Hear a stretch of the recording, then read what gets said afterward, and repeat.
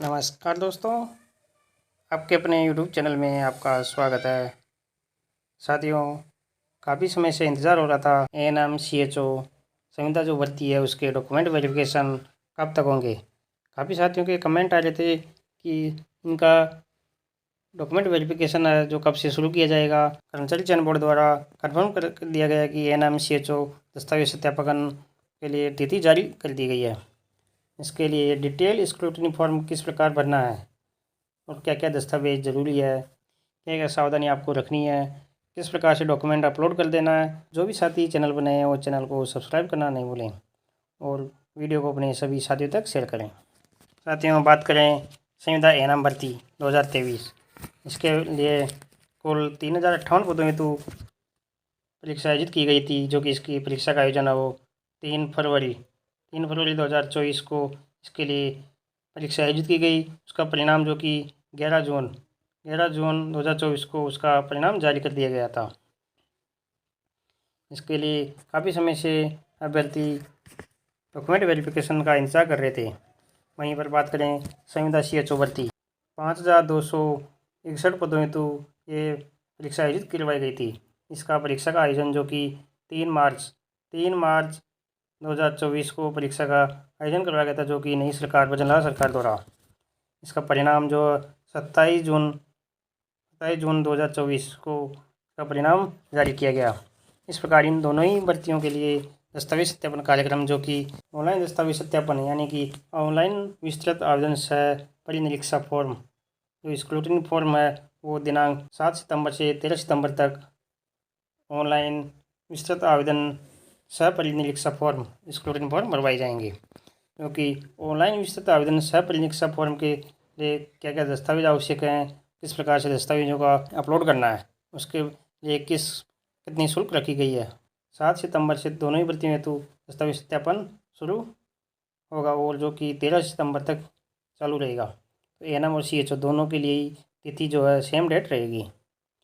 तो इसके लिए किस प्रकार से आवेदन भरना है, तो सबसे पहले आपकी एसएसओ आईडी है जिससे आपने आवेदन किया था, वो एसएसओ आईडी उसके थ्रू जो कि लॉगिन कर लेनी है और उसमें रिक्रूटमेंट पोर्टल पर जाकर माई रिक्रूटमेंट डिटेल कम स्क्रूटनी फॉर्म पर जाकर सामुदायिक स्वास्थ्य अधिकारी सीएचओ जो एएनएम के अभ्यर्थी हैं वो महिला स्वास्थ्य कार्यकर्ता, उसके लिए उस लिंक पर क्लिक करें। अप्लाई नाउ का लिंक दिया गया है वहाँ पर, उस पर आपको क्लिक करना है और जो अपना आवेदन पत्र भरने के बाद निर्धारित 100 रुपये शुल्क, कितने रुपये हैं अभ्यर्थी ध्यान रखें, 100 रुपये का शुल्क आपको ऑनलाइन भुगतान करना है, तभी जाकर आपका ऑनलाइन आवेदन जो सबमिट माना जाएगा।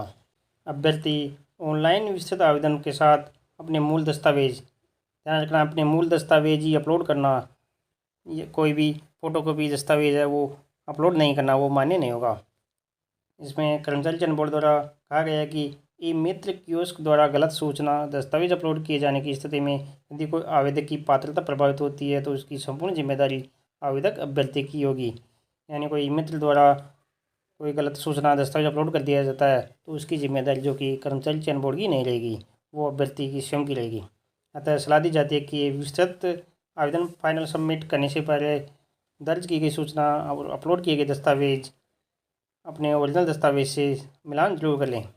इसमें किसी प्रकार का कोई संशोधन बाद में स्वीकार नहीं किया जाएगा, इसलिए अपने सभी दस्तावेज अपनी सभी जानकारी है जो सही सही से भरें।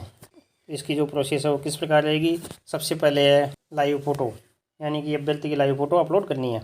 इसके लिए पात्रता जांच एवं दस्तावेज सत्यापन हेतु सूचीबद्ध अभ्यर्थियों को उनके आवेदन में पंजीकृत मोबाइल नंबर पर एसएमएस के माध्यम से लिंक भेजा जाएगा।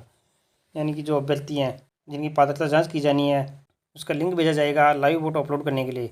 उसमें लिंक पर क्लिक करने के बाद अभ्यर्थी अपनी लाइव फ़ोटो कैप्चर करके अपलोड कर सकता है।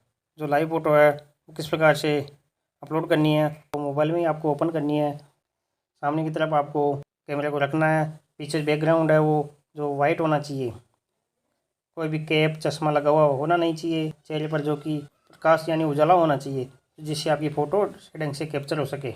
वो लाइव फ़ोटो किस प्रकार अपलोड करनी है उसके वीडियो का लिंक आई बटन पर आपको मिल जाएगा, तो वहाँ से उसका लिंक डिस्क्रिप्शन में भी मिल जाएगा, तो वहाँ से आप देख सकते हैं किस प्रकार से लाइव फ़ोटो अपलोड करनी है। लाइव फ़ोटो को अपलोड करने के बाद ध्यान रखें कि दोबारा फ़ोटो अपलोड करने का मौका नहीं मिलेगा, इसमें किसी प्रकार का संशोधन नहीं किया जा सकेगा। जो दस्तावेज है वो एएनएम और सीएचओ दोनों ही अभ्यर्थियों के लिए सेम ही रहेंगे।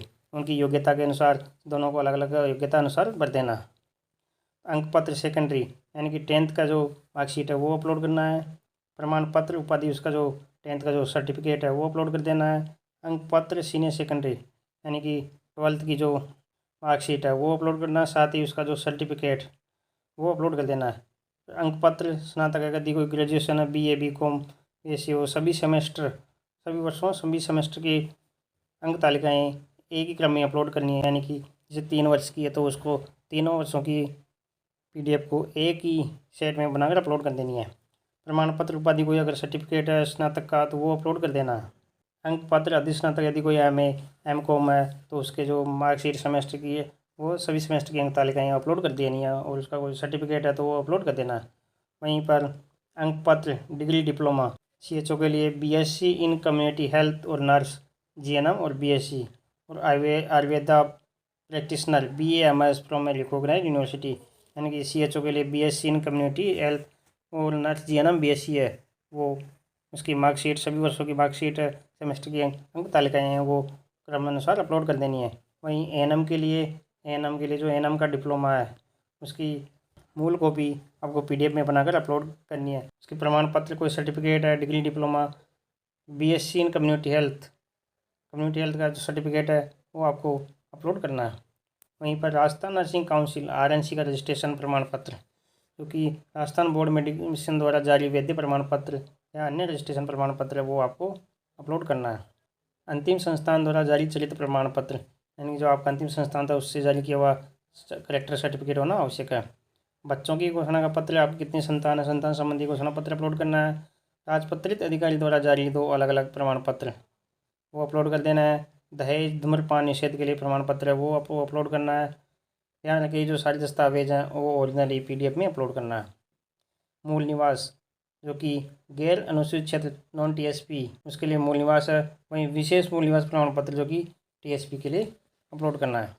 जाति प्रमाण पत्र आर्थिक रूप से कमजोर वर्ग, अनुसूचित जाति, अनुसूचित जनजाति, अन्य पिछड़ा वर्ग और अति पिछड़ा वर्ग के लिए जो कि जाति प्रमाण पत्र अपलोड करना, जो कि नवीनतम होना चाहिए, 1 साल से पुराना नहीं होना चाहिए। अगर 1 साल से पुराना है आपको उसके लिए एफिडेविट देना होगा, शपथ पत्र देना होगा, उसको 3 साल के लिए मान लिया जाएगा।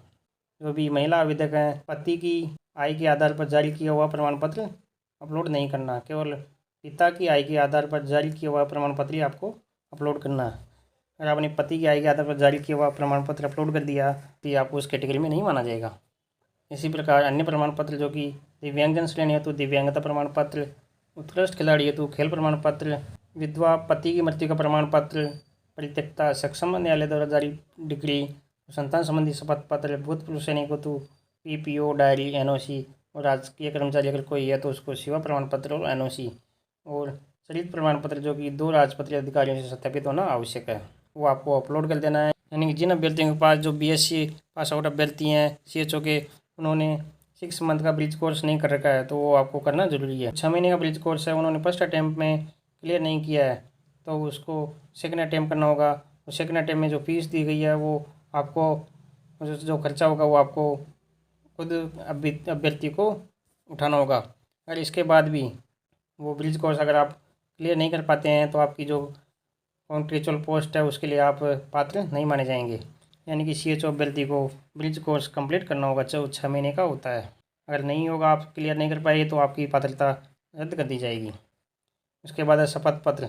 जाति प्रमाण पत्र के संबंध में बोर्ड की वेबसाइट पर आप प्रारूप है वो नोटरी से सत्यापित करवाना है। और हस्तलिपि बोर्ड की वेबसाइट पर ही आपको मिल जाएगा, वो हम आपको फॉर्मेट उपलब्ध करवा देंगे। आपके द्वारा हस्तलिपि में लिखित फॉर्मेट है वो आपको हिंदी और इंग्लिश दोनों ही भाषाओं में लिखना है। उसका शपथ पत्र है यानी जो आपने दस्तावेज अपलोड किए हैं वो कोई फर्जी कूट रचित तो नहीं है, उसमें आपको शपथ पत्र बनवाना है जो कि स्टाम्प और नोटरी से सत्यापित करवाना होगा।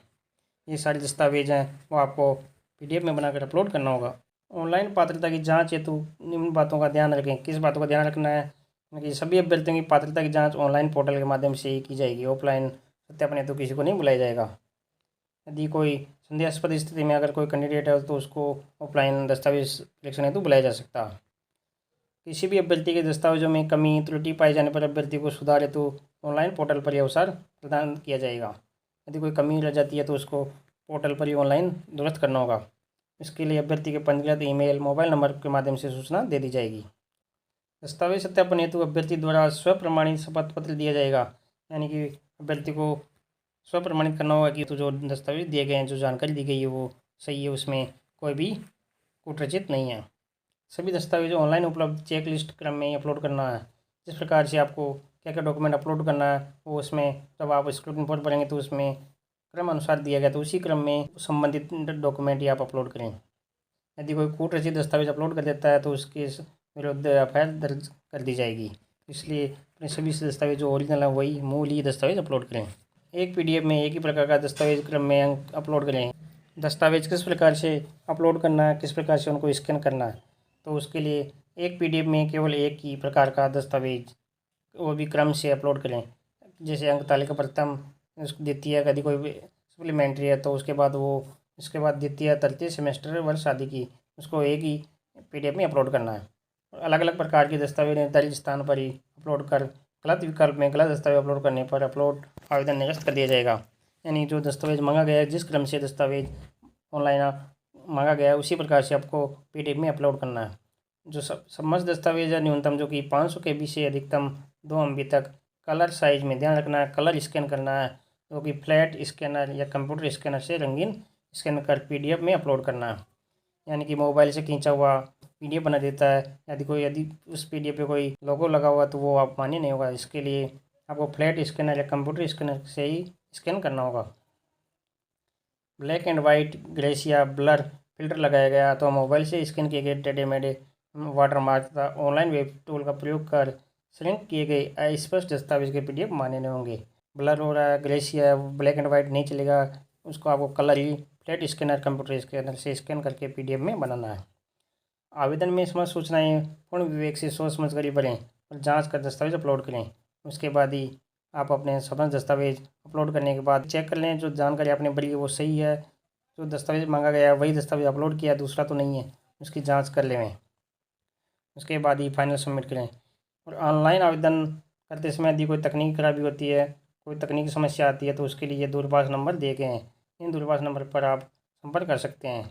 एएनएम और सीएचओ के लिए जो कि दस्तावेज सत्यापन कार्यक्रम है वो आपको फिर बता देते हैं, क्योंकि 7 सितंबर से 13 सितंबर तक आपको दस्तावेज सत्यापन करने हैं। अपने सभी दस्तावेज ढंग से अपलोड करें, जो दस्तावेज मांगा गया है वही अपलोड करें। और जो शपथ पत्र हैं वो हमारे टेलीग्राम चैनल पर आप उसका पीडीएफ मिल जाएगा, वहाँ से आप बनवा सकते हैं और नोटरी करवाना है। इस प्रकार अपने सभी दस्तावेज ऑनलाइन आवेदन पंजीकरण स्क्रूटनी फॉर्म भर देना है। तो वीडियो को अपने सभी साथियों तक शेयर करें। जो साथी चैनल पर नए हैं वो चैनल को सब्सक्राइब करना नहीं भूलें। डिस्क्रिप्शन में फेसबुक पेज और टेलीग्राम चैनल का लिंक मिल जाएगा, वहाँ से आप हमारे चैनल को ज्वाइन कर सकते हैं। इस पर डेली लेटेस्ट अपडेट आपके लिए डाले जाते हैं। धन्यवाद।